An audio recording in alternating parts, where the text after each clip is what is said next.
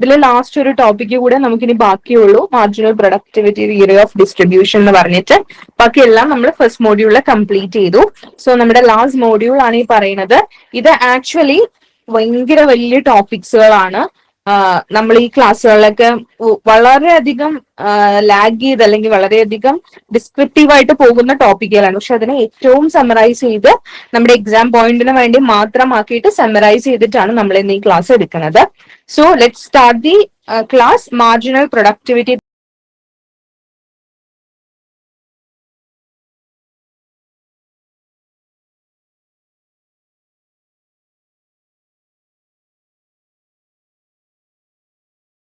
Theory of distribution. Screen കാണുന്നുണ്ടല്ലോ അല്ലെ?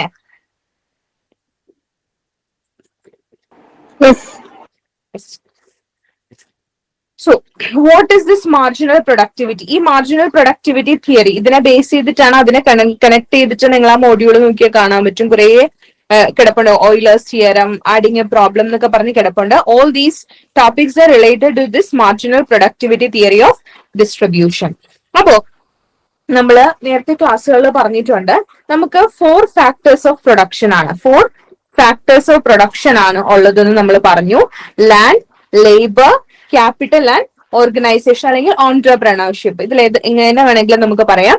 Land, labour, capital and organisation or entrepreneurship.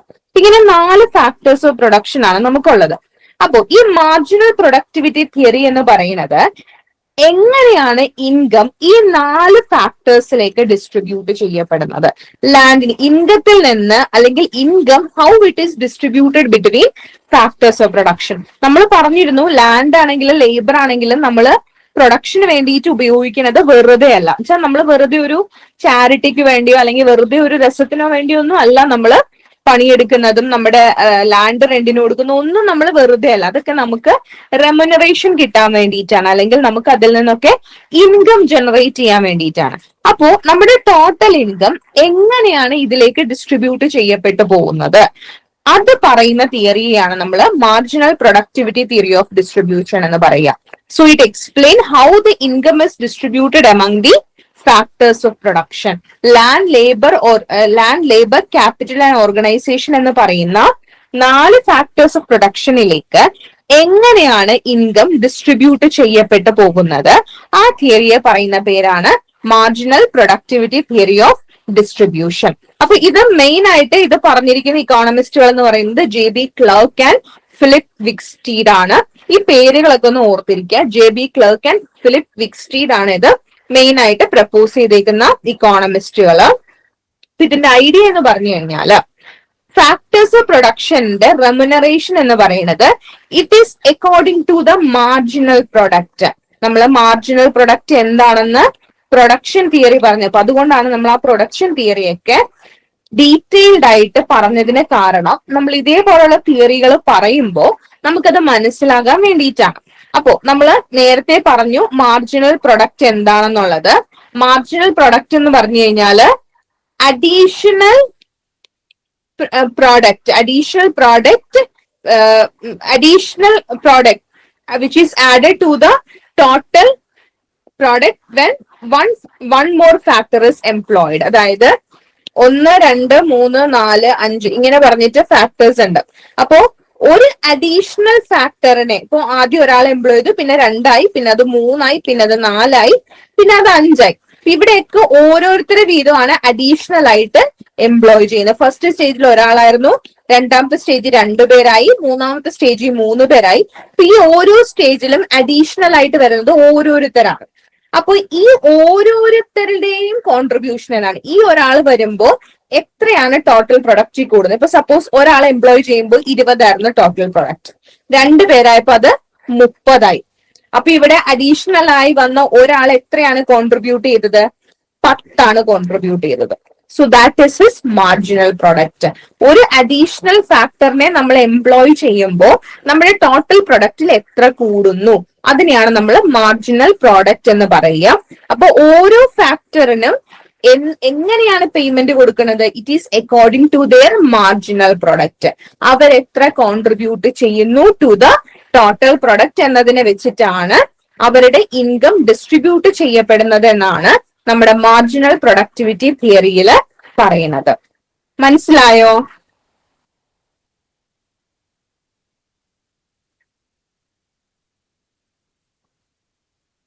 മനസ്സിലായോ?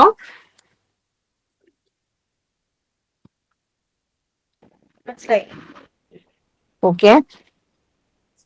ഇവിടെ ഇത് ഓർത്തിരിക്കുക, a firm hires a factor. ഏതൊരു ഫാക്ടർ ആയാലും ഇപ്പൊ നമുക്കിപ്പോ ലേബറിനെ വെച്ചിട്ട് പറയാം, a firm will hires a factor until marginal product is equal to factor price. അതായത് മാർജിനൽ പ്രോഡക്റ്റും ഫാക്ടർ പ്രൈസും ഈക്വൽ ആകുന്നത് വരെ മാത്രമേ ഒരു ഫേം ലേബറിനെ എംപ്ലോയ് ചെയ്യത്തുള്ളൂ. അത് കഴിഞ്ഞു കഴിഞ്ഞാൽ ഇപ്പൊ മാർജിനൽ പ്രൊഡക്റ്റ് കുറവാണ് പക്ഷെ ഫാക്ടർ പ്രൈസ് കൂടുതലാണ്, അതായത് മാർജിനൽ പ്രൊഡക്റ്റ് കുറവാന്ന് പറഞ്ഞാൽ അയാളുടെ കോൺട്രിബ്യൂഷൻ കുറവാണ്. അപ്പൊ ഇയാളുടെ ഇൻകം 100 വിചാരിക്കും, അതായത് ഫാക്ടർ പ്രൈസ് 100, അയാൾ കോൺട്രിബ്യൂട്ട് ചെയ്തത് 80. അങ്ങനെയാണെങ്കിൽ അയാളെ എംപ്ലോയ് ചെയ്യില്ല. ഫേം എവിടെ വരെയാണ് ഒരു ഫേം ഫാക്ടറിനെ എംപ്ലോയ് ചെയ്യുള്ളൂ? Until marginal product is equal to factor price. അതായത് മാർജിനൽ പ്രൊഡക്റ്റ് ഇത് 100 അല്ലെങ്കിൽ ഫാക്ടർ പ്രൈസ് 100 മാർജിനൽ പ്രൈസും പ്രൊഡക്റ്റും 100 വരെ. അതിൽ കുറഞ്ഞു കഴിഞ്ഞു കഴിഞ്ഞാൽ പിന്നെ അയാളെ എംപ്ലോയ് ചെയ്യില്ല. നമ്മൾ പറഞ്ഞിരുന്നു ആ തിയറിയിൽ മാർജിനൽ പ്രൊഡക്റ്റ് എങ്ങനെയാണ്, അപ് ടു എ സ്റ്റേജ് അത് കൂടും, ദെൻ ഇറ്റ് സ്റ്റാർട്ട്സ് ഡിക്ലൈനിങ്. അത് ഡിക്ലൈൻ ചെയ്യാനായിട്ട് തുടങ്ങും എന്ന് നമ്മൾ പറഞ്ഞിരുന്നു. അപ്പൊ ആ ഒരു ഡിക്ലൈനിങ് സ്റ്റേജുകളിൽ അവര് എന്തിനെ എടുക്കില്ല? ലേബറിനെ അയർ ചെയ്യില്ല. So a firm will hire a factor whatever be the factor, land ആണെങ്കിലും ലേബർ ആണെങ്കിലും ക്യാപിറ്റൽ ആണെങ്കിലും എപ്പോ വരെ എടുക്കുള്ളൂ? Marginal product is equal to factor price.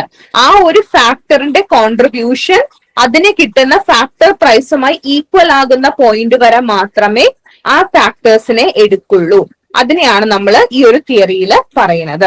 ഇനി ഒരു ഈക്വിലിബ്രിയത്തിലെ എന്തായിരിക്കും അവർക്ക് കിട്ടുന്ന വേജ് എന്ന് പറയുന്നത്? How much will be the wage? Wage എന്ന് പറയുന്നത് അവരുടെ എംപി, അതായത് ഇപ്പൊ ഒരു ലേബർ ആണെങ്കിൽ ലേബറിന്റെ marginal product into price of output. ഇപ്പൊ അവരുണ്ടാക്കുന്ന ഒരു പേനയാണെങ്കിൽ ആ പേനയുടെ വില എത്രയാണ്, അത് രണ്ടും കൂടെ മൾട്ടിപ്ലൈ ചെയ്യുമ്പോൾ നമുക്ക് എന്താണോ കിട്ടുന്നത് അതിനെയാണ് നമ്മൾ മാർജിനൽ റവന്യൂ പ്രൊഡക്റ്റ് എന്ന് പറയുക.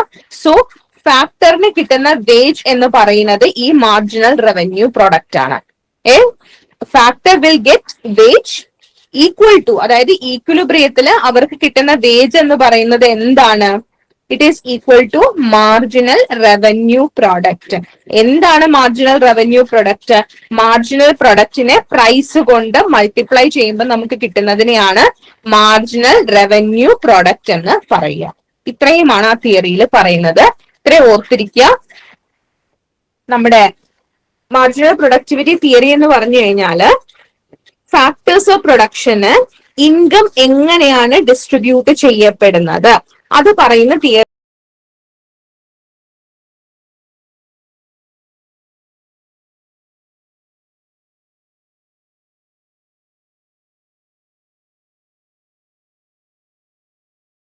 ാണ് നമ്മൾ marginal productivity theory of distribution എന്ന് പറയുക. Land, labour, capital and entrepreneurship അല്ലെങ്കിൽ ഓർഗനൈസേഷൻ എന്ന് പറയുന്ന 4 ഫാക്ടേഴ്സ് ഓഫ് പ്രൊഡക്ഷനിലേക്ക് എങ്ങനെയാണ് ഇൻകം ഡിസ്ട്രിബ്യൂട്ട് ചെയ്യപ്പെടുന്നത് ആ പറയുന്ന തിയറിയാണ് marginal productivity theory of distribution. ഇപ്പൊ ഇത് പ്രകാരം ഒരു ഫാക്ടറിന് കിട്ടുന്ന വേജ് എന്ന് പറയുന്നത് it is according to its marginal product.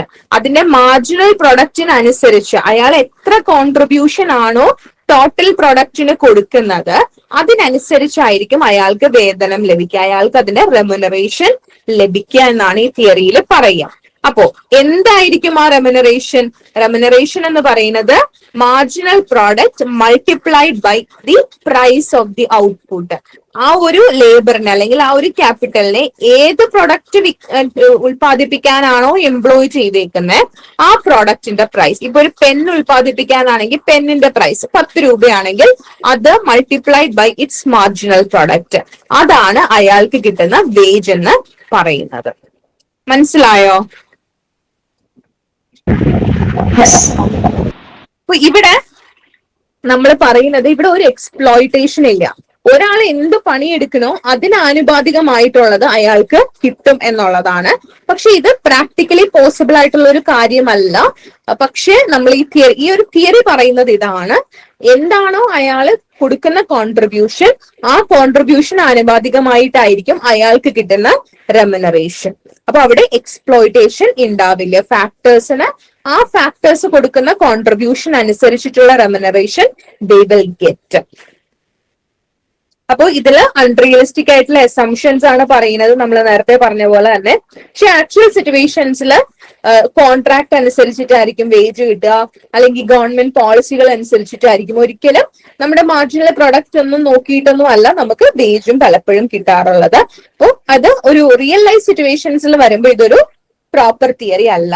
പക്ഷെ നമ്മളിതൊരു ഈ ഒരു അക്കോർഡിംഗ് ടു ദിസ് തിയറി ഇതിങ്ങനെയാണ് പറയുന്നത്. Next one is Euler's theorem. ഇത് മാത്സിൽ നിങ്ങൾ പഠിച്ചിട്ടുണ്ടാവും, മാത്തമാറ്റിക്സിൽ പഠിച്ചിട്ടുണ്ടാവും. അതിന്റെ what is the application of this theory in marginal productivity? ഈ മാർജിനൽ പ്രൊഡക്ടിവിറ്റിയുടെ ആസ്പെക്റ്റിൽ എന്താണ് ഇതിന്റെ ആപ്ലിക്കേഷൻ എന്നാണ് നമ്മൾ പറയുന്നത്. ഈ തിയറി പഠിച്ചിട്ടുള്ളതാണോ നിങ്ങൾ മാത്സില്?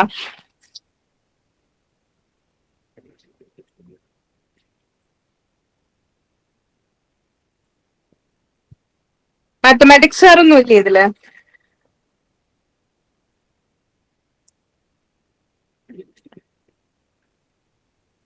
റെസ്പോൺസ് ഒന്നും ഇല്ല. അപ്പൊ നിങ്ങൾ പഠിച്ചിട്ടുണ്ടാവാതിരിക്കാം, എനിക്കറിയില്ല. ഇത് നമുക്ക് ഇതിന്റെ ഡെറിവേഷൻസോ ഇതിന്റെ വലിയ ഈക്വേഷൻസിലോ ഒക്കെ ഒന്നും പോവണ്ട. What is this theory states അത് മാത്രം നമ്മൾ അറിഞ്ഞിരുന്നാൽ മതി. And it is to the context of marginal productivity ആണ്. ഈ മാർജിനൽ പ്രൊഡക്ടിവിറ്റിയുടെ കോണ്ടെക്സ്റ്റിൽ എന്താണ് ഇതെന്നാണ് ഉള്ളത്. ഇതൊരു മാത്തമാറ്റിക്കൽ തിയറി ആണ്. അപ്പോൾ ഇതിന്റെ ആപ്ലിക്കേഷൻ ആണ് നമ്മൾ, ആപ്ലിക്കേഷൻ എന്ന് പറഞ്ഞാല് തിയറി ഓഫ് ഡിസ്ട്രിബ്യൂഷനിൽ ഇത് എങ്ങനെയാണ് പറയുന്നത് എന്നുള്ളതാണ്. അപ്പൊ ഇവിടെ കോൺസ്റ്റന്റ് റിട്ടേൺസ് ടു സ്കെയിൽ എന്ന കണ്ടീഷനിൽ നമ്മൾ പറഞ്ഞു 3 ടൈപ്പ് റിട്ടേൺസ് ടു സ്കെയിൽ ഉണ്ട്. Increasing returns to scale, decreasing returns to scale and constant returns to scale. Increasing returns to scale എങ്ങനെയാണ്? ഇൻപുട്ടിനേക്കാളും കൂടുതൽ, അതായത് നമ്മുടെ ഇൻപുട്ടിനേക്കാൾ കൂടുതൽ, അല്ലെങ്കിൽ percentage of input that is employed അതിനേക്കാൾ കൂടുതലാണ് ഔട്ട്പുട്ട് വരിക. ഡിക്രീസിംഗിലോ ഇൻപുട്ട് കൂടുതലും ഔട്ട്പുട്ട് കുറവുമാണ്. കോൺസ്റ്റന്റിൽ എന്ന് പറഞ്ഞാൽ പ്രപ്പോർഷനേറ്റ് ആണ്, എത്ര ഇൻപുട്ട് യൂസ് ചെയ്യണോ അതിന് പ്രപ്പോർഷനേറ്റ് ആയിട്ട് ഔട്ട്പുട്ട് ഉണ്ടാവും. അതാണ് കോൺസ്റ്റന്റ് എന്ന് പറയുക. അപ്പൊ നമ്മൾ ഈ ഒരു കോൺസ്റ്റന്റിന്റെ സിറ്റുവേഷൻ ആണ് ഓയിലേഴ്സ് തിയറത്തിൽ പറയുക. അത് ഓർത്തിരിക്കുക. Euler's theorem it is valid only under this constant returns to scale. അതായത് പ്രപ്പോർഷനേറ്റ് ആയിട്ട് എത്ര ഇൻപുട്ട് ആണോ യൂസ് ചെയ്യുന്നത് അതിന് പ്രപ്പോർഷനേറ്റ് ആയിട്ട് ചേഞ്ച് ഇൻ ഔട്ട്പുട്ട്. ആ ഒരു സിറ്റുവേഷനിൽ total output of an economy will be exactly exhausted by the payments made to the factors of production. നമ്മൾ പറഞ്ഞു ഫാക്ടേഴ്സ് ഓഫ് പ്രൊഡക്ഷൻ എങ്ങനെയാണ് റെമ്യൂണറേഷൻ കിട്ടുക? According to its marginal product ആണ്. Marginal പ്രൊഡക്റ്റിനനുസരിച്ചിട്ടാണ് remuneration കിട്ടുക. അപ്പോ മാർജിനൽ പ്രൊഡക്റ്റിനനുസരിച്ച് റെമ്യൂണറേഷൻ കൊടുത്തു കഴിഞ്ഞാൽ total output will be completely distributed among the factors. നമ്മള് മാർജിനൽ പ്രൊഡക്റ്റിനനുസരിച്ച് നമ്മള് ഇവർക്ക് വേജോ അല്ലെങ്കിൽ ഇൻട്രസ്റ്റോ, 4 ഫാക്ടേഴ്സ് ഓഫ് പ്രൊഡക്ഷൻ ഉണ്ട്: land, labour, capital and organisation.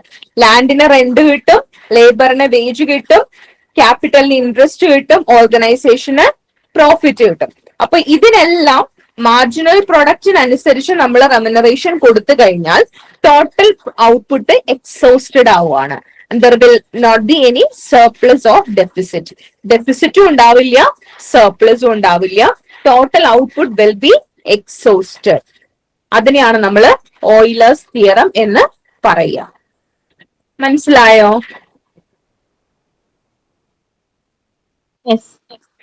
Okay, ഇത് പ്യുവർലി ഒരു മാത്തമാറ്റിക്കൽ തിയറി ആണ്. അതിന്റെ മാർജിനൽ പ്രൊഡക്ടിവിറ്റിയിലെ ആപ്ലിക്കേഷൻ ആണ് നമ്മൾ ഈ പറഞ്ഞത്. അപ്പോ മാർജിനൽ പ്രൊഡക്ടിവിറ്റിയിൽ പറയുമ്പോൾ എങ്ങനെയാണ് അത് ഓർത്തിരിക്കുക? Constant returns to scale. വേറെ ഒരു കണ്ടീഷനിലും അത് പറ്റില്ല. Under constant returns to scale, if each factor is paid according to its marginal product, total output will be exhausted, leaving no surplus, no deficit. Okay, leaving no surplus or deficit. ഇനി next one is adding a problem. നമ്മുടെ Euler's തിയറത്തിനോട് connect ചെയ്ത് വരുന്നതാണ് ഈ adding a problem എന്ന് പറയുന്നത്. ഇതെന്ന് വെച്ച് കഴിഞ്ഞാല് നമ്മൾ പറഞ്ഞു total product, total income generate ചെയ്യുന്നത് it will be distributed among 4 factors of production if we pay them according to the marginal product. നമ്മൾ മാർജിനൽ പ്രോഡക്റ്റിനനുസരിച്ചിട്ടാണ് നമ്മൾ പേയ്മെന്റ് നടത്തുന്നതെങ്കിൽ total income will be distributed among 4 factors of production. There will not be any surplus or deficit. Deficit ഉണ്ടാവില്ല, surplus ഉണ്ടാവില്ല. അപ്പൊ ഈ ഒരു പ്രോബ്ലത്തിനെയാണ് ഇവരിവിടെ അഡ്രസ് ചെയ്യുന്നത്. അപ്പോ അതായത് whether the total income will be distributed among 4 factors of production. നമ്മുടെ ടോട്ടൽ ഇൻകം ഈ 4 ഫാക്ടേഴ്സിൽ എക്സാക്ട് ആയിട്ട് ഡിസ്ട്രിബ്യൂട്ട് ചെയ്യപ്പെട്ടു പോകുകയാണോ? That question is known as adding a problem. ആ ഒരു ക്വസ്റ്റ്യനെയാണ് നമ്മൾ ആഡിങ് എ പ്രോബ്ലം എന്ന് പറയുക. Whether all the income generated in the economy is distributed among 4 factors of production leaving no surplus or deficit. അപ്പൊ അതിനെയാണ് നമ്മൾ ആഡിങ് എ പ്രോബ്ലം എന്ന് പറയുക. അപ്പൊ ഈ പ്രോബ്ലം വരാനുള്ള കാരണം എന്താ? മാർജിനൽ പ്രൊഡക്ടിവിറ്റി തിയറിയിൽ നമ്മൾ പറയുന്നുണ്ട് factors are paid according to the marginal product. അപ്പൊ അങ്ങനെ മാർജിനൽ പ്രൊഡക്റ്റ് അനുസരിച്ച് കൊടുത്തു കഴിഞ്ഞാൽ എന്ത് സംഭവിക്കും? എക്സോഷൻ സംഭവിക്കും. Total output will be exhausted. അപ്പൊ അത് അങ്ങനെയാണോ സംഭവിക്കുക? സർപ്ലസോ ഡെഫിസിറ്റോ ഒന്നും ഉണ്ടാവില്ലേ? അതാണ് ഇവര് പറയുക. അപ്പൊ ഇവര് പറയുന്നതെന്ന് വെച്ചാൽ സർപ്ലസും ഡെഫിസിറ്റും ഉണ്ടാകും under 2 conditions, increasing returns or decreasing returns വരാണെങ്കിൽ. നമ്മുടെ ഓയിലേഴ്സ് തിയറം പറഞ്ഞതുപോലെ തന്നെ കോൺസ്റ്റന്റ് റിട്ടേൺസ് ടു സ്കെയിൽ ആണെങ്കിൽ, കോൺസ്റ്റന്റ് എന്ന് പറഞ്ഞാൽ എന്താ? Doubling of input leads to doubling of output. അതായത് 10% ഇൻപുട്ട് കൂട്ടുകയാണെങ്കിൽ ഔട്ട്പുട്ടും 10% കൂടും. അതാണ് കോൺസ്റ്റന്റ്. ആ കോൺസ്റ്റന്റ് സിറ്റുവേഷനിലാണെങ്കിൽ ഓയിലേഴ്സ് തിയറം തന്നെയാണ് നടക്കുക. അതായത് if all factors are paid according to the marginal product, total output will be exactly exhausted, no surplus, no deficit. Surplus ഇല്ല, ഡെഫിസിറ്റും ഇല്ല, മൊത്തം എക്സോസ്റ്റഡ് ആവുക തന്നെയാണ് ചെയ്യുന്നത് under constant returns to scale. പക്ഷെ ഇൻക്രീസിംഗ് ആണെങ്കിലോ? ഇൻക്രീസിംഗ് എന്ന് പറഞ്ഞാൽ എന്താ? 10% ഇൻപുട്ട് കൂട്ടിയാല് ഒരു 20 അല്ലെങ്കിൽ 30% ഔട്ട്പുട്ട് കൂടുകയാണ്. മോർ ഇൻക്രീസ് ഇൻ ഔട്ട്പുട്ട് ആണ്. അപ്പോ അങ്ങനെ ഒരു സിറ്റുവേഷനിലാണ് എങ്കിൽ factor payments will be lesser than total output. ഫാക്ടറിന് കൊടുക്കുന്ന പേയ്മെന്റ്സ് എന്ന് പറയുന്നത് ഔട്ട്പുട്ടിനേക്കാളും കുറവായിരിക്കും. കാരണം എന്താ? ഇൻപുട്ട് കുറച്ചല്ലേ ഉപയോഗിച്ചിട്ടുള്ളൂ, ഔട്ട്പുട്ട് അതിനേക്കാളും കൂടുതലുണ്ട്. 10% ഇൻപുട്ടേ ഉള്ളൂ, പക്ഷെ 20% ഔട്ട്പുട്ട് ഉണ്ട്. അപ്പൊ അതുകൊണ്ട് തന്നെ ഫാക്ടേഴ്സ് ഓഫ് പ്രൊഡക്റ്റ്, നമ്മുടെ മാർജിനൽ പ്രൊഡക്റ്റ് അനുസരിച്ച് ഫാക്ടേഴ്സിനെല്ലാം പേയ്മെന്റ് കൊടുത്താലും അവിടെ എക്സ്ട്രാ പ്രോഫിറ്റോ സർപ്ലസോ ഉണ്ടാകും, എക്സ്ട്രാ ഇൻകം അവിടെ ഉണ്ടാകും. So that extra profit is possible, അല്ലെങ്കിൽ സർപ്ലസ് പോസിബിൾ ആണ്. മൊത്തം എക്സോസ്റ്റഡ് ആവുന്നില്ല. ഇനി ഡിക്രീസിങ് എടുത്താലോ?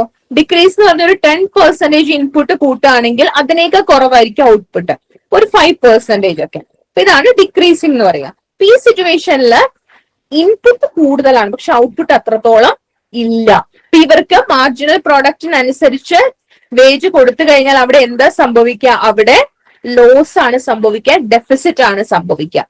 Firm will face a loss face ചെയ്യേണ്ടതായിട്ട് വരും. അപ്പൊ ഇതാണ് 3 സിറ്റുവേഷൻസ് എന്ന് പറയുക.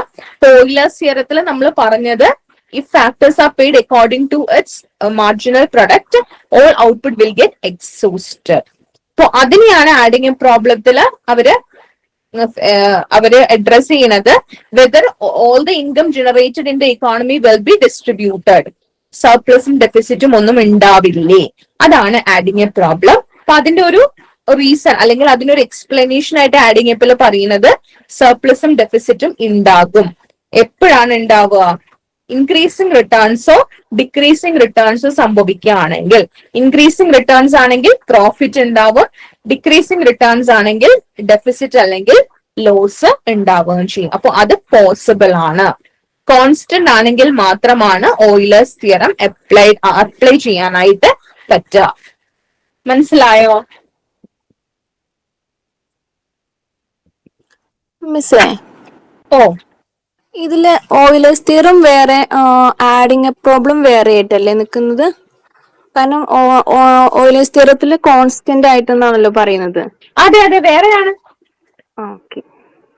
അതാ ഞാൻ പറഞ്ഞു, ഓയിലേഴ്സ് തിയറം എന്ന് പറഞ്ഞാൽ എന്താണ്? ഓയിലേഴ്സിൽ പറയുന്നത് under constant returns scale, if marginal product is paid according to its if factors are paid according to its marginal product, total product will get exhausted. ഇതാണ് നമ്മുടെ ഓയിലേഴ്സ് തിയറം. ആഡിങ് അപ്പിൽ നമ്മൾ എന്താ പറയുക? ഈ ഒരു പ്രോബ്ലം ആണ്, അതായത് ഒരു പ്രോബ്ലം ആണ് അവരവിടെ ചോദിക്കുന്നത്. ഇഫ് മാർജിനൽ പ്രൊഡക്റ്റിനനുസരിച്ച് നമ്മൾ കൊടുത്തു കഴിഞ്ഞാൽ total income will be distributed among factors of production. Total income factors of പ്രൊഡക്ഷനിലേക്ക് ഡിസ്ട്രിബ്യൂട്ട് ചെയ്യപ്പെട്ടു പോകുമോ? സർപ്ലസും ഡെഫിസിറ്റും ഒന്നും ഉണ്ടാകില്ലേ?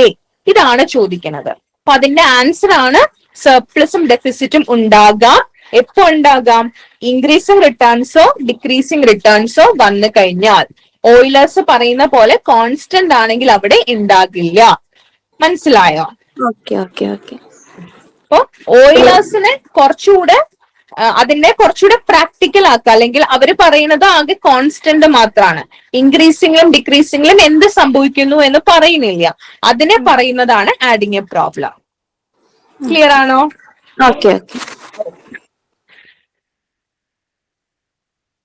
അപ്പോ adding a problem is a fundamental question in income distribution theory, while Euler's theorem suggests that total output is exactly distributed under constant returns to scale.